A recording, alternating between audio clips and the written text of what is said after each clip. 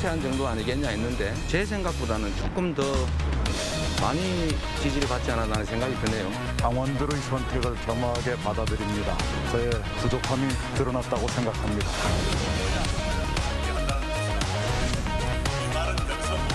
그러나 오늘의 결과는 200만 선거인단 중에서 6만 명의 판단입니다. 앞으로 갈 길이 많이 남아 있습니다. 경선 선택의 기준은 오로지 하나, 본선 경쟁력, 확실히 이길 후보가 누구냐입니다.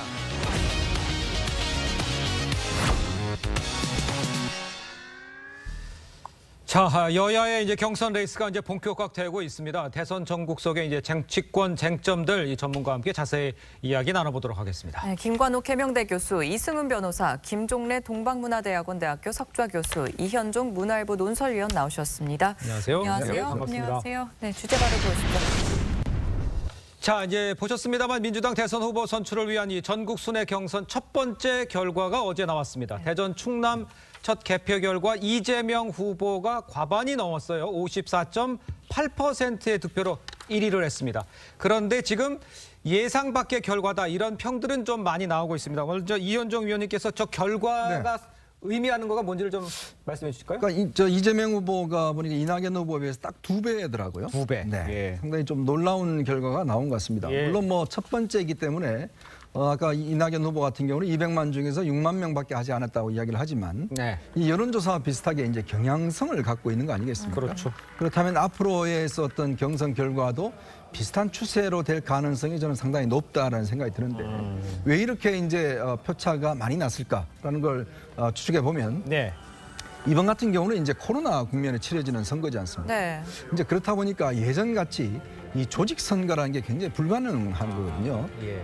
특히 이제 뭐 조직세가 강하다고 하는 이낙연 후보나 정세균 후보가 상당히 이게 좀 부진한 걸 보면 예. 실제 조직원들을 모으고 어떤 이 사람들의 표를 응집시키는 역할을 굉장히 좀 이게 힘들었다. 이렇게 평가할 수 있을 것 같아요. 예. 또 하나는 지금 이 여론조사를 보면 정권 교체를 바라는 여론이 정권 유지를 바라는 여론보다 높게 나오고 있습니다. 그런 면에서 보면 여당 지지자들 입장에서 보면 정권 유지를 해야 되는데 그렇다면 뭔가 여러 가지 의혹도 있겠지만 일단 이길 후보한테 표를 전략적으로 몰아주는 선택들.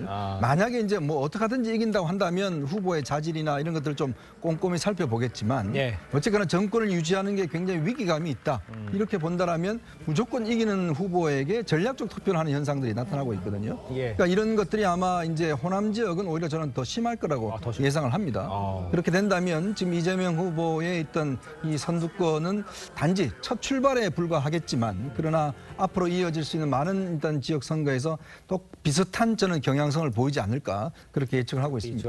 위원님께서 이제 첫 출발이지만 좀 비슷한 추세로 갈 것 같다라고 짚어주셨는데 충청 선거인단은 전체 선거인단의 사실 10%에 불과하거든요. 하지만 이 대선 국면에서 언제나 캐스팅 보트, 이 지표 역할을 했었고 이번 경선의 또 출발점이고 그러면 이번 결과를 좀 교수님께서는 어떻게 보셨는지. 그 충청의 민심이 거의 바로미터다. 뭐 이렇게 얘기할 수 있어요. 우리가 87년 민주화 이후에 충청에서 이긴 분들이 본선에서도 항상 이겼습니다. 그래서 이 충청의 민심이 굉장히 대표성을 띠고 있는 측면이 있다. 그래서 여기서 이겼다는 거는 사실상 의미가 굉장히 큰 것이고요. 일단 이재명 지사가 이제 기선을 제압을 했습니다. 이제 순회 경선에서. 순회 경선의 특징이 뭐냐면 먼저 순회 경선된 지역의 결과가 이후에 벌어지는 순회 경선의 결과를 상당한 영향을 미쳐요. 그러니까 그 부분에서도 사실상 어떻게 보면 이재명 지사가 굉장히 우위를 점하고 있는 부분인 것이고 특히나 여기서 가장 중요한 거는 지금까지 친문 권리 당원들이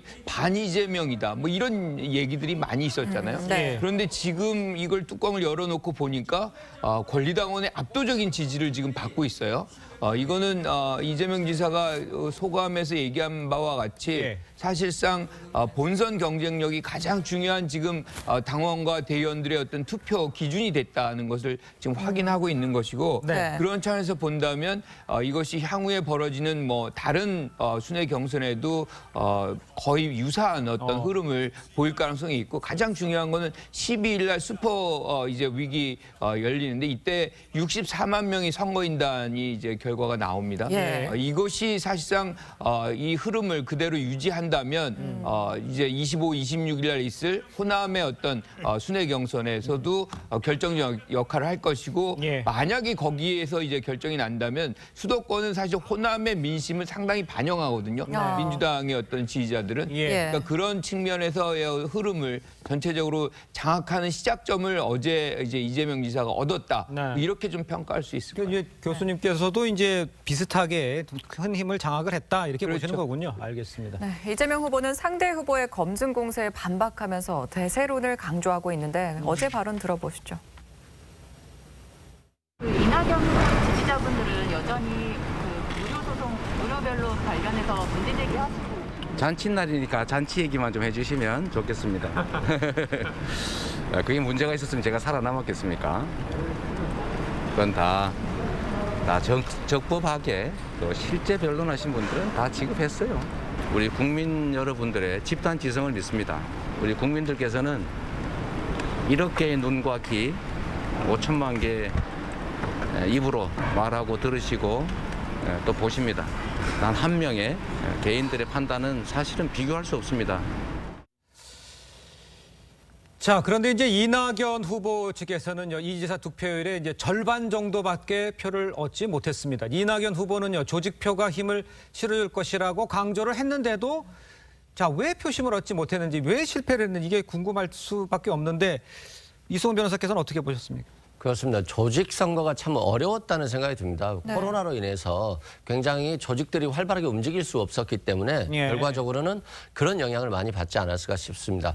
국민의힘 경선에서도 마찬가지로 실은 조직이 별로 영향력을 발휘하지 못했거든요. 예. 그런 측면에서 바라보시면 될 것 같고 결과적으로는 이재명 지사의 본선 경쟁력에 국민들이 손을 들어줬다 이런 생각이 듭니다. 이낙연 전 대표 같은 경우에는 굉장히 안전한 후보를 주장하면서 본인의 확장성을 주장했습니다만 결과적으로 국민의 민심을 얻지 못했다는 생각이 들고요. 특히 이제 권리당원에서도 55% 가까운 지지를 얻었기 때문에 이재명 지사 입장에서 보면은 정말로 이제 제대로 시작부터 제대로 승기를 잡았다 이런 생각이 들고요. 네. 실제 이제 민심과 당심이 다를 것인가에 대한 어떤 고민이 좀 있었거든요. 그렇지만 친문 당원, 특히 권리 당원들이 대거 투표함으로써 예. 이제 이재명 지사가 단단한 어떤 당내 기반까지도 확보할 수 있지 않았나 싶고요. 예. 결과적으로는 공약적인 부분에 있어서도 이재명 지사의 주요 공약이 기본소득과 관련해서 주로 논쟁이 이루어졌었거든요. 네. 결국에는 공약 선점에 있어서도 이낙연 지사가 굉장히 실패를 했다는 점. 예. 그리고 또 네거티브 공방이 많이 있었고 특히 황교익과 관련한 어떤 지사 찬스라든가 예. 무료변론이라든가 이런 논란도 있었습니다만 결과적으로 국민들이 이러한 네거티브에 대해서 별 실체를 인정하지 않았다. 결과적으로 중요한 문제가 아니라 이렇게 판단한 것 아닌가 싶습니다. 예. 네, 지금 공약 선정이랑 뭐 네거티브 공방 이런 거 짚어주셨는데 민주당 대선 순회 경선 두 번째 순서죠. 오늘은 이 충북과 세종 지역 순회 경선 결과가 발표됩니다. 물론 이게 좀 예상하기 힘들지만 교수님께서는 좀 비슷한 결과가 나올 거다 이렇게 보시는 건지요? 그 대전 충청만큼 차이가 있을는지는 모르겠으나 아무리 봐도 상식적으로 보면은 예. 오늘도 역시 이재명 지사가 압승하는 걸로 나오지 않을까라고 예. 생각이 드는데 그 근거는 제가 물론 틀릴 수도 있지만 네. 얘기는 또 앞에 하셨던 말씀들하고 조금은 다르게 설명해 주시는데 네네. 사실 지금 이거를 이거 충청도 선거다. 이건 뭐 조직 선거냐 아니냐라고 분석하는 거는 저는 그렇게는 별로 맞지 않다고 생각이 됩니다. 코로나냐 아니냐가 따라서. 다 아시다시피 여론조사상으로는 아주 몇 달 동안 이재명 지사가 이낙연 지사를 큰 포인트 차이로 이기고 있었습니다. 그동안에. 자, 그럼 여기서 중요한 건 뭐냐. 이번에 공개된 거는 많은 사람이 확인한 거는 예. 캠프 차원에서는 알았는지 모르지만 권리당원이 선택입니다. 권리당원. 그러니까 이번에 합쳐서 50 몇 프로라고 하는 건 이것저것 합쳤지만 그건 여론조사하고 비슷하다고 하더라도 권리당원들도 그렇구나. 이 권리당원은 강성이면서 친문이라고 간주돼 왔던 분들이에요. 그렇죠. 근데 네. 거기서 예. 이번에 54%대 이렇게 해서 전체적인 성적은 그렇게 나왔지만 실제로는 55.1% 권리당원은 더 이겼어요. 자, 이 권리당원은 예. 충청도 권리당원과 호남 권리당원과 대구 권리당원이 별 차이가 없을 거라는 얘기죠. 여론은 그럴지 모르지만 그렇다고 해서 권리당원이라서 충청 권리당원과 대구 권리당원이 차이가 아주 없다는 건 아니지만 예. 이 사람들은 당비를 내고 당당하게 하는 사람들이기 때문에 그 사람들 표가 제일 중요한데 네. 거기서는 혹시 이재명 지사가 밀리지 않을까 했는데 여기서 이겼다는 말이죠. 그러면 그 사람들이 그럼 조직력으로다가 설득해서 낼 사람이냐? 저는 그게 아니라고 보고요. 예. 국민들에게 설득을 할 때 첫째는 이 코로나 상황 속에서 누가 일을 잘하느냐는 걸 권리당원들은 그렇게 판단한 것이 아닌가. 일하는 사람으로서. 일하는 사람으로. 그러니까 그걸 마케팅이 성공했다고 볼 수가 있죠. 두 번째는 예. 이낙연 대표의 그 네거티브 집중 전략이 네. 국민들에게는 혹시 또는 뭐 보수 계층이나 중도층에게는 뭐 얘기가 될지 모르지만은 예. 사실 이재명 지사의 그 소위 네거티브적 요소라고 하면 몇 년 동안 많지 않습니까? 네. 근데 권리당원이나 이런 사람들한테는 이미 주가에 다 반영이 됐기 때문에 이제 와서 그것 때문에 새롭게 선택할 여지가 하나도 없다는 거죠. 그래서 충청북도도 상당한 표차로 이기고 그건 전 지역으로 퍼져나가지 않을까. 그러니까 알겠습니다. 전략적으로만 얘기한다면 하나만 더는 예. 이낙연 지사가 이제 대표가 네거티브를 하는 한 그건 거의 예, 모르겠어요. 여야 간에는 모르겠는데 예. 여당 내부에서는 별 메리트가 없을 거다라고 생각이 됩니다. 예, 위원장님.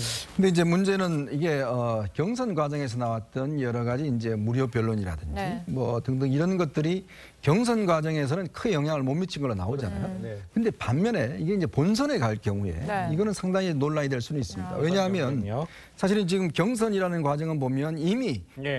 권리당원이나 그다음 선거인단들은 내부적으로 지지자들이 확정이 돼 있는 상황이에요. 그렇죠. 이제 그렇기 때문에 이제 이낙연 후보 측에서 계속 네거티브를 했지만 전혀 영향을 못 미쳤거든요. 예. 근데 이제 본선에 가면 사실 양쪽 다 결정되어 있는 사람들이 있습니다. 근데 제일 핵심적인 건 뭐냐면 바로 중도의 스윙 보터들이거든요. 네. 스윙 보터들이 어느 쪽으로 힘을 실을 것이냐에 따라서 선거 결과는 거의 5%포인트 안에서 결정이 될 가능성이 높습니다. 예. 그렇다면 지금 어떤 경선 과정에서 이게 문제가 없었다라고 결정이 됐다라고 예. 하기는 굉장히 섣부른 저는 판단이다. 결국 이 문제는 본선 가면 다시 나올 것이고 예. 본선에서는 양쪽에 영향을 미치지는 않겠지만 예. 그러나 중도층에 있는 스윙 보터들에게는 이 이슈가 예. 굉장히 영향을 미칠 것이고 이게 이제 나중에 표에 반영될 경우는 예. 결국 선거의 당락을 좌우하는 결정이 되지 않겠나 싶습니다. 예, 자 지금 말씀하신 것처럼 이제 본선 경쟁력 관계에 대해서 언급을 해주셨는데 그러기 위해서는 이제 결선 투표를 가지 않아야 되는 문제가 발생하지 않습니까? 지금 상황에서 그러면 지금 이 상황에서 결선 투표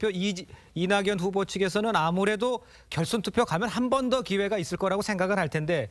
지금 보시기에 51%를 넘어서 결선 안 갈 가능성이 높다고 보십니까? 저는 결선 투표 안 갈 공산이 매우 크다고 봅니다. 그러니까 지금 처음 시작점에서 55%를 받아갔고 54.8입니다. 정확하게. 예. 그리고 이낙연 후보가 27.4%예요. 그러니까 거의 더블 스코어고 가장 중요한 것은 사실은 이 결선 투표를 통해서 뭔가 변화될 수 있는 가능성이 있어야만 이제 우리가 얘기하는 합종연행이라고 그러죠. 단일화 같은 것들이 만들어지고 뭐 그런 어떤 시도들이 이루어질 텐데 예. 지금 정세균 후보 그렇죠? 3위, 4위, 추미애 후보 다 합쳐도 사실상 50% 근처도 안 가요. 그러다 보면 이것을 당연히 이렇게 단일화를 해가지고 뭔가 결선 투표 가야만 하는 그런 상황이 없는 상황 속에서 단일화를 해가지고 자기의 어떤 정치적인 그런 부분만 더 깎아내리는 그런 시도를 할 가능성이 없다는 거죠. 그래서 아마 지금부터는 이렇게 3위 이후에 어떤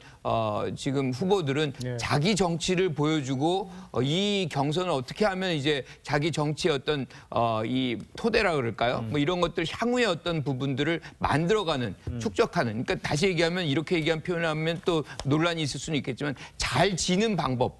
이런 것을 생각할 공산이 저는 있다고 생각해요. 그래야만 이제 사실은 이 이후에 어떤 자신의 어떤 정치 생명 그리고 정치의 어떤 미래 이런 것들이 연결이 되기 때문에 굳이 가능성도 없는 단일화라든가 합종연행 해가지고 이미지만 실추시킬 그런 이 생각을 하지 않을 가능성이 그러면 있다. 이낙연 후보 같은 경우에는 고향인 전남에서 좀 어떤 승기의 모멘텀을 잡으려는 노력을 기울이는데 그것도 사실은 어렵다 이렇게 보시는 건가요? 저는 이제 그 부분 호남의 표심은 사실은 이제 10일 있을 이제 1차 슈퍼위기에 64만 명의 선거인단이 이분들이 사실상 어떻게 보면 국민이거든요. 국민의 어떤 여론이 확인이 되면 호남에서의 어떤 투표 경향성도 상당히 그거를 따라갈 수밖에 없지 않나 이렇게 생각합니다. 알겠습니다.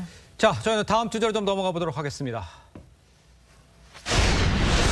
자, 이번에는 이제 국민의힘 소식을 좀 짚어봐야 할 텐데요. 윤석열 후보와 관련된 이 고발 사주 의혹을 보도했던 인터넷 매체 뉴스버스는요. 윤 후보가 검찰총장 재직 시절에 가족 사건과 관련된 이 정보 수집을 지시했다는 의혹을 추가로 보도를 했습니다. 자, 이 내용을 좀 정리를 해주시죠. 계속 나오고 있는 상황입니다. 지금. 그렇습니다. 이게 이제 보도가 이 매체가 한 것인데요.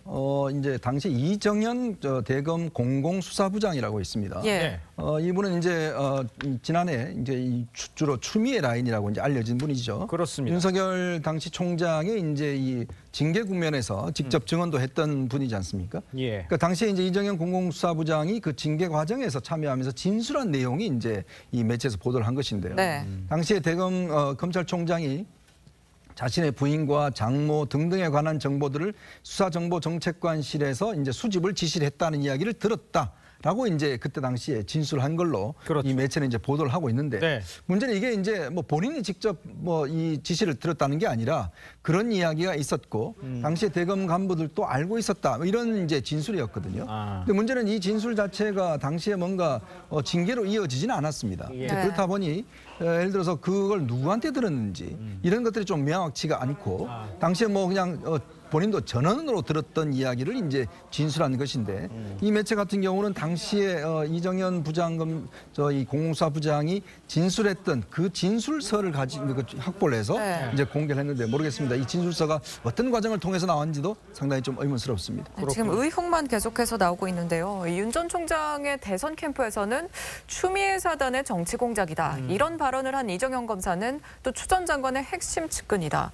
또 이렇게 반박을 하고 있거든요. 어떻게 보셨어요, 변호사님? 추미애 사단이라고 자꾸 반박을 하는데 이런 논리는 별로 적절하지 못하다고 생각해요. 언론이 문제를 제기했고 여기에 손 검사하고 김웅 의원이 연관돼 있는 사건이거든요. 이분들이 의견을 필요해야 되는 것이고 여당 입장에서 보면 이분들의 의견에 대해서 논리적인 타당성이 있다라고 하면서 윤석열 전 총장을 공격하고 있는 것이기 때문에 이 뉴스의 출처는 결국에는 언론과 손 검사 그리고 김웅 의원이라는 측면에서 봤을 때 잘못된 부당한 주장이라고 생각되고요. 실제 이정현 전 공공수사부장이 이런 정보 수집 얘기를 들었다는 거 아니겠습니까? 그런데 공공수사부장으로 임명이 되면 전 공공수사부에서 있었던 일에 대해서도 충분히 의견을 들을 수 있는 위치에 있거든요. 그래서 그 진술의 진실성이 뭐 전혀 없다 이렇게 보기는 좀 어려울 것으로 보여집니다. 또한 손준성 검사에 대해서도 마치 추미애 사단이다 이렇게 얘기를 지금 최근에 반박 논리로 하고 있는데 실제 손준성 검사 같은 경우는 과거에 윤석열 전 총장의 징계 국면에서도 윤석열 전 총장에게 유리한 진술을 했었고 또 수사정보정책관이라는 자리 자체가 검찰총장과는 굉장히 가까운 사이일 수밖에 없다는 측면이 있습니다. 그런 측면에서 봤을 때 이게 손준성 검사나 김웅 의원이 해명해야 될 부분이지 마치 이게 조작이다, 정치 공작이다라고 주장하기에는 너무 섣부른 주장이 아닌가 싶습니다. 지금 말씀하신 건 이제 고발 사주 의혹과 관련된 내용을 지금 미리 좀 언급을 해주신 것 같은데요. 지금부터 이제 고발 사주 의혹을 좀 집중적으로 좀 짚어보도록 하겠습니다. 고발 사주 의혹의 윤석열 후보. 증거를 대라면서 반박하고 있고요. 여야 모두에게 지금 비판하는 목소리가 지금 나오고 있는 상황입니다. 직접 들어보도록 하겠습니다. 그러니까 그런 거를 사주한다는 자체가 상식에 안 맞는 것이죠. 그러고 있으면은 뭐 대라 이 말이에요. 뭐 무슨 손검사하고 이 손검사가 이런 걸 했다는 뭐가 자료라도 있습니까? 그걸 내놓고 뭐 얘기를 해야죠. 의혹이 지금 계속 나오고 있는데 정말 아니길 바라고요. 근데 이게 방임이라도 했다든지 알고도 방치했다든지 한다면 이거는 민주주의 질서 자체를 좀 위협하는 국정농단 그 자체이고 본인이 청산돼야 될 적폐 세력 자체다라고 생각할 수밖에 없습니다. 총장의 양해 없이 가능했겠느냐. 윤석열 총장께서 후보께서 직접 밝혀야 할 문제라고 저는 봅니다. 자, 지금 내용을 좀 보시면요. 이제 고발 사주 의혹은 여야 공방으로 지금 번지고 있는 상황입니다. 민주당에서는 중대 범죄다. 또 국민의힘에서는 가짜 뉴스라는 주장이 지금 나오고 있는 상태입니다. 먼저 김관학 교수님께서는 이 상황을 어떻게 보고 계신지를 먼저 말씀을 해 주십시오. 그러니까 지금 이게 뭐 가짜 뉴스다, 뭐 사실상 이제 뭐 굉장히 중대한 범죄다. 근데 이게 이제 증거가 실질적으로 드러나야만 하는 겁니다. 양쪽 다 열려 있다, 뭐 이렇게 좀 저는 신중하게 좀 접근을 하고 있어요. 그런데 중요한 거는 여기에 분명히 고발장이 나와 있거든요. 그리고 고발장과 더불어서 이 판결문이 첨부가 돼 있습니다. 근데 이 판결문은 사실상 검사나 판사 이외에는 취급할 수가 없는 자료예요. 그러니까요. 그리고 거기 다 이름이 적혀 있고요. 그러면 이 안에서 누군가 판검사가 연루가 돼 있다, 뭐 역할을 했다. 이거는 명백한 사실일 수밖에 없는 거거든요. 그래서 지금 제일 먼저 해야 되는 거는 손준성 검사가 이거를 작성을 해서 보냈는지 확인을 해야 되는 것이고, 김웅 의원이 이거를 진짜로 받았는지 요것만 먼저 얘기가 되면 사실은 이게 실질적으로 있었다라는 것이 얘기가 되잖아요. 그러면 그 자체로서 엄청난 사건이 터진 겁니다. 만약에 이게 사실이라면 이게 검찰에 의한 선거 개입이고 정치 공작인 것이고요. 국기문란에 해당이 되는 겁니다. 그래서 지금 이 두 분이 굉장히 침묵하고 계세요. 연락을 하지 않습니다. 받지 않는 것 같아요. 그러니까 이 부분이 그냥 두 분이 가만히 있다 그래가지고 이렇게 정리되는 게 아니거든요. 그러니까 하루빨리 국민들의 어떤 답답함, 이게 굉장히 사실 분노로 쌓일 수가 있습니다.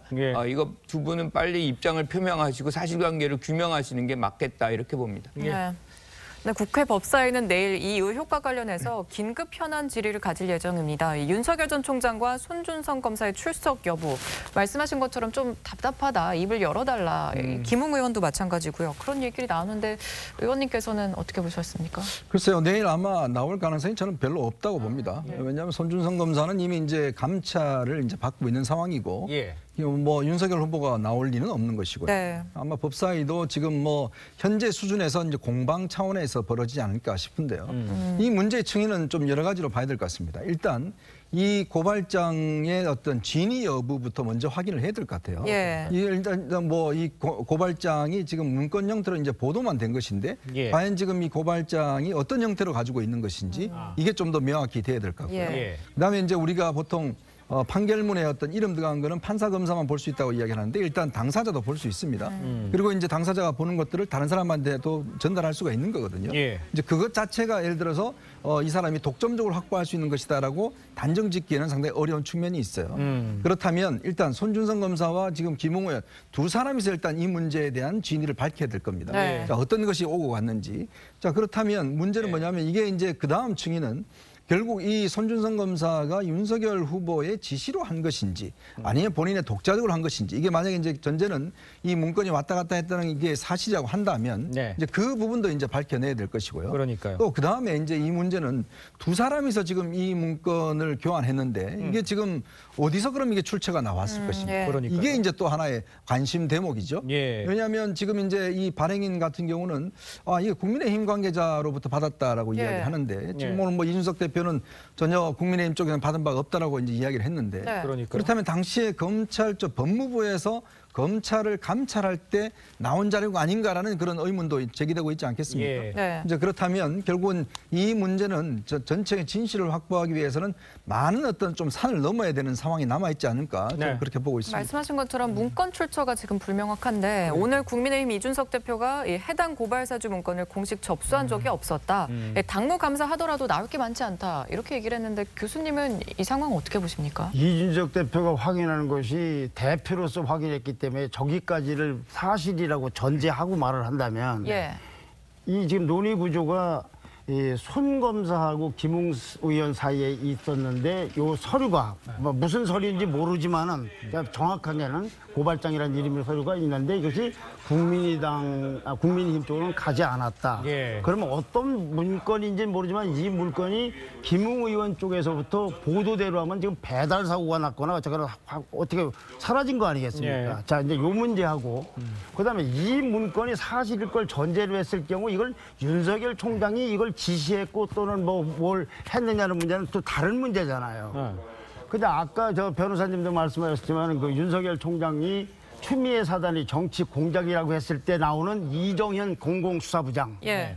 이게 좀 묘한 부분이요. 이 고발장에 보면은 고발장을 누구한테 접수시키냐 할 때 바로 그 이정현 부장한테 고발장을 접수하라고 그랬어요. 예. 그러면 수사를 하도록 저 사람한테 갖다 주라는 사람이 바로 예, 그러면 이건 서로 안 맞는 거 아니겠어요? 이쪽 얘기를 수사해달라는 건데 저 사람은 다른 사람 아니겠습니까? 네.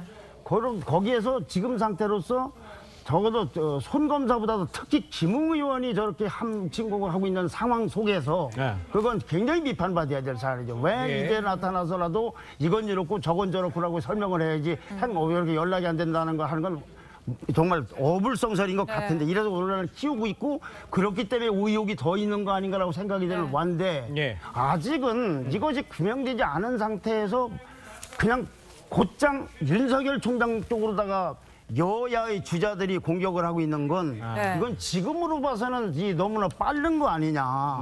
무슨 진상이 어떻고 김웅 의원은 어떻고 유승민 의원만 해도 자기 캠프의 대변인이니까 윤석열 총장을 먼저 공격하기에 앞서서 김웅 의원이 왜 이러는 거에 대해서 설명을 해주고 이준석 의원도 접수 안 됐다고 하니까 한 다음에 그것 갖고 확인이 되면 그 다음에 윤석열 총장 쪽에서 관계 있느냐 없느냐를 공격하는 건 뭐 공격을 하지 말라는 게 있는데 지금 아무것도 안 돼서 다짜고짜 뭐 본인이 무슨 일부 어떤 주자는 뭐 출당을 시켜야 되느니 그런 어떻게 비약을 해도 이렇게 비약을 할 수가 있는지 또 하나 말이 좀 길어집니다만은 그 이진동 발행인이 말하는 가운데 이거에 관련된 자료가 어디서 나왔느냐 국민의힘 사람 쪽에서 나왔다고 그랬어요. 그렇습니다. 이건 또 굉장히 심각한 문제예요. 그런 문제가 당으로는 접수가 되지 않았는데 어떻게 해서 당에서 나왔느냐. 그럼 주자들이나 특히 유승민 의원 같은 분들은 전 의원 같은 분들은 이 문제가 어떻게 됐는지를 정말로 자기 캠프의 대변인이니까 대변하는 게 뭡니까? 그럼 이건 진상이 어떻고를 분명히 밝혀서 그 가운데서 대처를 하는 게 낫지 좋지. 그걸 가지고 윤석열 총장을 공격하는 건 그건 지금으로서는 좀 너무 성급한 게 아닌가 하는 생각이 듭니다. 그럼 이수근 변호사께 이렇게 말씀을 여쭤볼게요. 지금 말씀하신 대로 사실이라면 진짜 윤석열 총장도 대선 레이스를 계속 할지 말지를 고민해야 하는 아주 중차대한 일인 것만은 맞습니다. 하지만 지금 밝혀지지는 않은 상태예요. 그렇지만 지금 공격이 계속 이어지고 있는 이 상황을 어떻게 봐야 되는 겁니까? 옳은 방법은 아니지 않습니까? 어떻습니까? 결과적으로는 우리 위원님 말씀대로 유승민 의원 측에 어떤 김웅 대변인이 사실관계를 밝혀야 된다고 생각해요. 왜냐하면 이 고발장을 받았는지 여부가 핵심 쟁점이거든요. 그리고 그 고발장을 손준성 검사한테 받았느냐가 쟁점이고 손준성 검사는 수사정보관으로서 윤석열 전 총장의 지시를 받을 수밖에 없는 위치에 있기 때문에 결과적으로는 김웅 의원이 답해야 되는데 김웅 의원이 피하고 있기 때문에 이 의혹이 굉장히 지속되고 있고 또 심지어 어떤 야권에서는 유승민 후보 측 어떤 대변인이기 때문에 그렇지 않냐 이런 우려가 또 있거든요. 그런 측면에서 지금 당장 김웅 의원이 밝혀야 된다는 것은 맞아 보이고 다만 실제 이제 SNS로 간 게 있고 그래서 손준성 검사가 SNS를 보냈다라고 한다면 그 보낸 것에 고발장이 있고 거기는 실명 판결문이 있고 판결문은 판검사가 뗄 수 있기 때문에 또는 본인이 뗄 수 있기 때문에 결과적으로 이게 사실이라고 한다면 그 다음에는 윤석열 총장이 답해야 되고 그럴 경우에는 굉장히 윤석열 총장의 입지도 문제가 발생할 수 있다 이런 생각이 듭니다. 지금 상황에서 감찰이 지금 이제 하라고 지시가 내려간 상태 아닙니까? 감찰을 넘어서 수사, 공수처 이런 쪽으로도 확대되는 이 상황은 정상적인 겁니까? 어떻게 봐야 됩니까? 만약에 이제 손준성 검사의 PC를 지금 보고 있거든요. 디지털 포렌식으로 보고 있고 그 포렌식 과정에서 윤석열 전 총장의 가족들을 비난하는 것들에 대한 정보를 수집하고 그것에 대한 대응 논리를 수사정보정책관실에서 만들고 그리고 그걸 갖다가 야권에 제공했다라고 한다면 이건 실은 검찰 권력을 개인의 어떤 사유화했다라고 볼 수 있고 그 윤석열 전 총장이 얘기했던 공정과 정의에 있어서 원칙에 있어서 굉장히 문제가 될 수 있기 때문에 윤석열 전 총장 입장에서 보면 굉장히 어려울 수 있다. 다만 손준성 검사라든가 김웅 의원이 윤석열 전 총장에게 불리한 진술을 할 가능성이 별로 없기 때문에 객관적인 PC 자료라든가 또는 핸드폰을 포렌식하지 않는 한 윤석열 전 총장이 지시했다는 증거를 찾기는 상당히 어려울 것 같다. 이렇게 말씀드립니다. 알겠습니다. 자, 또 하나 짚어봐야 될게요. 추미애 전 장관은 이 고발 사주 의혹에 대해서 검찰 구태타다 증거를 대보라는 것은 부적절한 언사라고 했습니다. 이 말은 어떻게 이해를 해야 될까요, 우리? 그러니까 지금 추미애 전 장관 같은 경우는 지금 윤석열 전 총장이 만약에 이런 일들이 윤석열 전 총장이 알고 있고 또 뭐 얘기를 한 것이다. 묵인 또는 뭐 시켰다라고 한다 그러면 본인이 징계를 했다는 것이 적절했다라고 판단할 수밖에 없는 거잖아요. 그렇습니다. 그런 과정인데 또 한 가지가 뭐냐면 지금 윤석열 전 총장이 이 부분의 의혹 제기에 대해서 증거를 대보라. 우리 아까 봤지만 굉장히 흥분을 했어요. 증거를 대보라. 그런데 저는 이 부분에 대해서는 추미애 전 장관의 어떤 이 지적이 저는 적절하다라고 생각을 합니다. 왜냐하면 지금 이 의혹 제기가 이미 되어 있는 것이고 본인이 그냥 검찰총장도 아니고 지금 대선 후보입니다. 그러면 모든 측면에서 검증을 받아야 될 의무가 있는 거예요. 그런데 저렇게 이제 뭐 억울할 수도 있습니다. 하지만 이 부분에 대해서 침착하게 이렇게 국민들에게 이 부분이 이렇게 아니다라고 이렇게 설명을 해야 되는 이런 장면에서 뭐 흥분하고 증거를 대보라. 이거는 조금 국민에 대한 도리가 아닌가 뭐 이런 생각을 지울 수가 없고요. 그 부분에 대한 추미애 전 장관의 지적은 적절했다 이렇게 봅니다.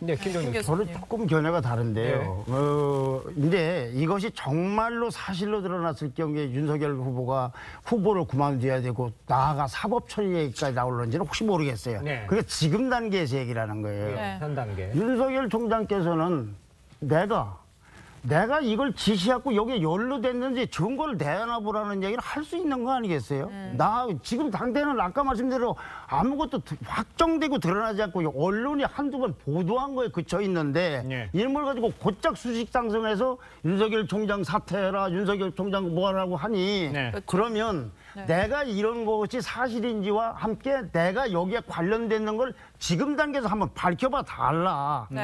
그것이 나중에 거짓말이 되면 윤 총장이 책임지는 거지만 지금 상태로는 그런 것이 아닌가. 그러면 반대로 얘기하면 추미애 장관께서 근무를 하실 때 정말로 저렇게 이 문제와 관련돼서 관련된 사실이 있으면 이런 것도 증거라고 되는데도 증거가 아니냐고 얘기를 하는 게 순서가 아닌가. 어쨌든 지금은 너무 빨리 달아올르인 상태가 아닌가 싶어요. 지금 단계로서는 문제가 되면 물론 윤 총장이 책임을 져야 되겠지만요. 현 단계에서는 아직 사실인지 아닌지 확인이 안 되기 때문에 윤 총장의 입장에서는 이렇게 반발할 수 있는 것은 이해가 된다. 그리고 열쇠는 김웅 의원 그리고 국민의힘 사람이 누군지 이게 무슨 밝혀진 다음부터 얘기를 해야 될 거 아니겠어요? 알겠습니다. 뭐 1위 후보기 때문에 또 옆에서 많이 이야기가 나온다 이렇게 지적하는 분들도 있습니다만 윤 총장의 악재는 사실 이뿐만이 아닙니다. 고위공직자범죄수사처가요. 윤 전 총장 수사를 착수한 지 3개월 만에 핵심 참고인을 소환하면서 수사를 본격화한다고 합니다. 이거 어떻게 이해를 하고 어떻게 생각을 하면 될까요? 이게 이제 지금 한명숙 전 총리 모해이증 사건에 이제 수사 방해를 했다 이 혐의고 이게 아마 지난번 징계에도 이제 올라갔던 사안인데 근거가 없다라고 이제 밝혀진 바 있습니다. 그래서 지금 공수처에 고발이 돼서 공처에서 임은정 지금 법무부 감찰 담당관을 이제 소환해서 조사를 하고 있는데 당시에도 임은정 담당관은 뭐 끊임없이 수사를 방해했다 주장하고 있지만 나머지 증인들은 다 아니다라고 이야기를 증언한 바 있어요. 그리고 이제 공수처가 그동안 뭐 지금 4개월 만에 지금 이제 이 서울교육청장 조교육청장에 대한 이제 기소를 결정했지 않습니까? 근데 과연 그 현재 수사나 수사 인력이나 이런 걸 볼 때 글쎄요 이거 뭐 빨리 밝혀낼 수 있는 가능성은 거의 저는 없다라고 보고 더군다나 지금 임은정 검사는 좀 뭐 끊임없이 그 입장을 하고는 있지만 이 주장이 검찰 내부나 여러 가지 지금 절차에서 몇 차례 절차에서 다 부정이 됐기 때문에 과연 뭐 이 부분 관련해서는 크게 저는 문제될 게 있겠나 하는 그런 관측을 하고 있습니다. 그럼 악재가 이어지면서 정말 들으신 대로 윤 전 총장이 최대 위기를 맞고 있다 이런 지적이 나오거든요. 처가 논란도 있었고 또 고발 사주 의혹 그리고 당 안팎으로 계속 견제가 있는데 위원님 그러면은 이걸 좀 어떻게 뭐 넘어가야 될까요? 글쎄 뭐 전쟁이 있어야지 위대한 장군이 생긴다는 이야기가 있지 않습니까? 그러니까 평상시에서 뭐 어떤 능력이 드러나지가 않죠. 결국은 뭐 대선 후보로서 과연 이런 위기를 어떻게 극복해낼 것인가에 대한 이제 하나의 검증의 저는 장이라고 봅니다. 바로 이재명 지사도 마찬가지죠. 본인이 숱한 여러 가지 검증의 어떤 요소가 있었지만 결국 그걸 이겨내고 지금 본인이 1차 첫 번째에서 압승을 했지 않습니까? 마찬가지로 국민의힘도 똑같은 이제 결과를 갖고 있는데요. 문제는 이제 지금 윤석열 후보가 안팎으로부터 사실은 공격을 많이 받고 있다는 것이죠. 특히 당내 후보인 이제 홍준표 이런 후보들한테도 이제 집중적 공격을 당하고 있기 때문에 또 특히 뭐 이재명 후보 같은 경우는 정치를 좀 그래도 하셨기 때문에 나름대로 이제 대응을 하실 수 있지만 윤 후보 입장엔 정치를 처음 하는 입장에서 이제 이런 위기를 과연 어떻게 극복할 것인가. 이게 결국 저는 또 하나 이제 그런 것도 있다 봅니다.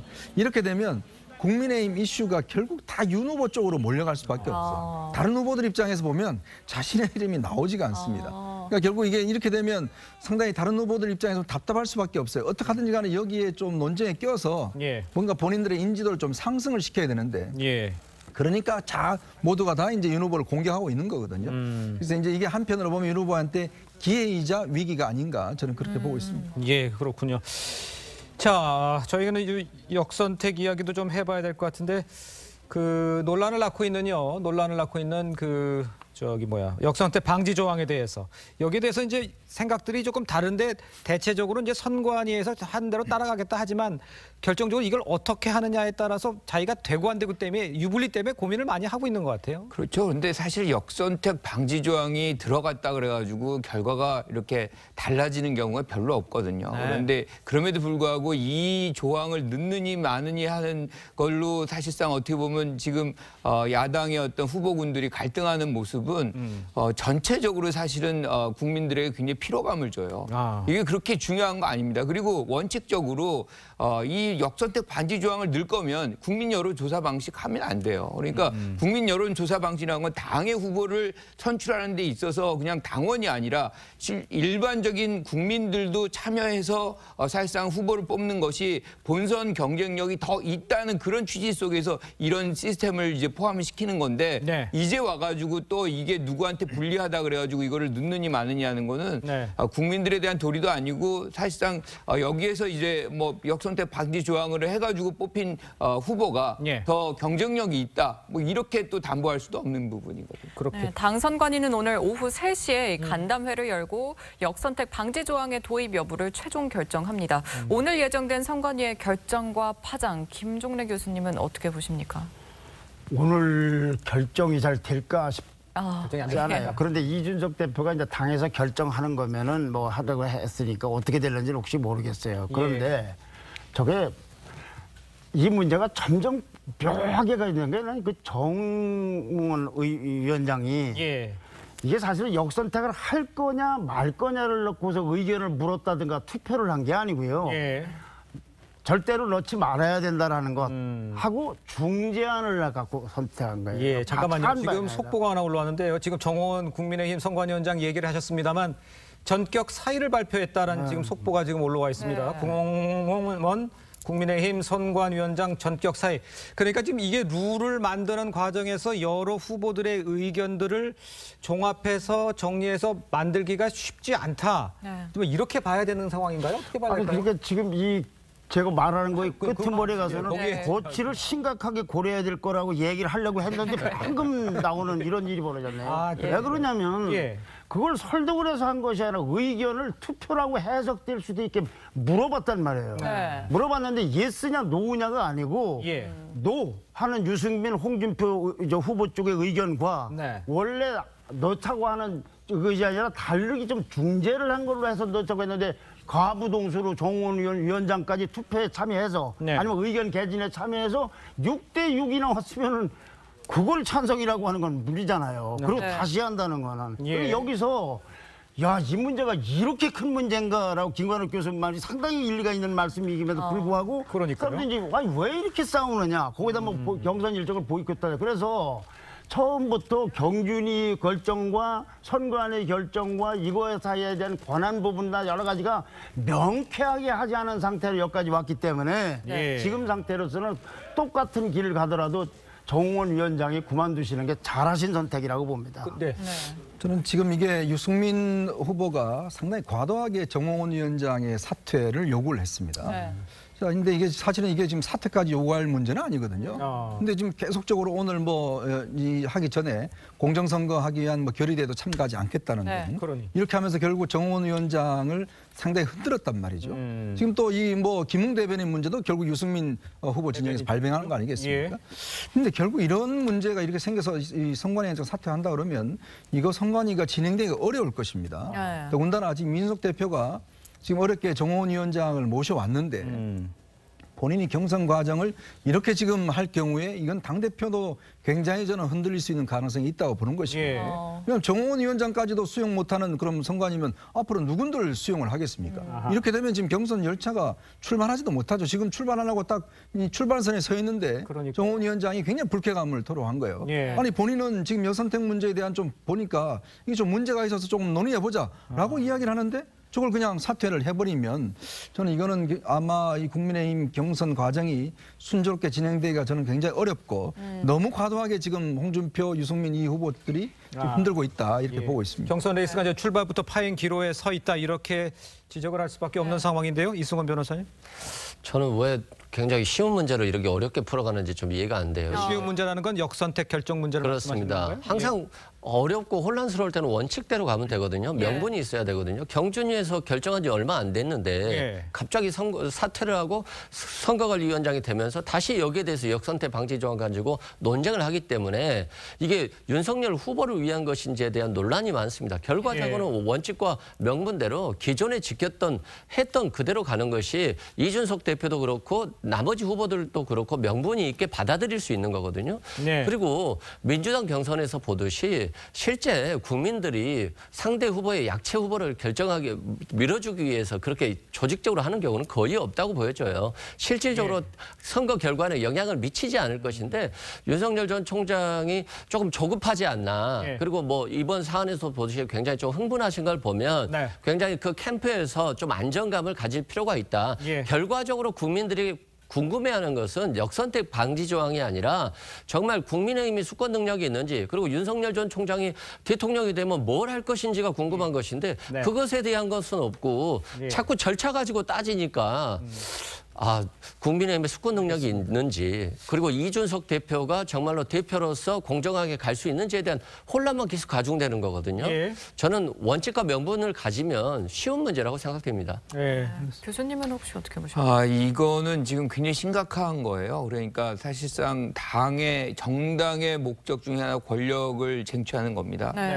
그런데 권력을 이렇게 창출하기 바로 직전에 이런 과정 굉장히 엄중하고 원만하게 잘 진행돼야 될 과정 속에서 시작도 못하고 그걸 관리하는 책임자가 사의를 표명하고 이것이 반복적으로 이루어지고 있다. 이거는 지금 이준석 대표하고 윤석열 이 전 총장 간의 어떤 갈등이 한동안 또 국민들에 대한 피로감을 줬었는데 이제는 이 당 자체가 이제 후보 경선 버스를 출발을 못 시키는 그런 어떤 무능함 이런 걸 지금 보여주고 있기 때문에 상당히 타격이 있을 수 있는 행위가 벌어졌다 이렇게. 자, 제가 좀 정리를 해드리면요. 지금 확인을 확실히 한 건 아닙니다만 정홍원 국민의힘 선관위원장이 전격 사의를 발표했다라는 기사들이 지금 다른 기사에서 지금 나오고 있는 데서 그렇기 때문에 제가 이제 전달해드렸습니다만 저희가 확실히 확인은 하진 않았습니다. 하지만 만약에 이게 사실이라면 경선 레이스는 출발부터 삐걱이는 상황이 되고 역선택 논란 지금 지적을 해주셨습니다만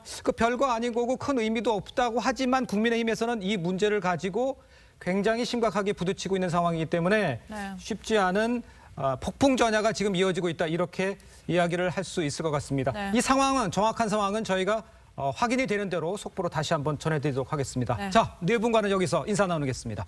고맙습니다. 감사합니다. 고맙습니다.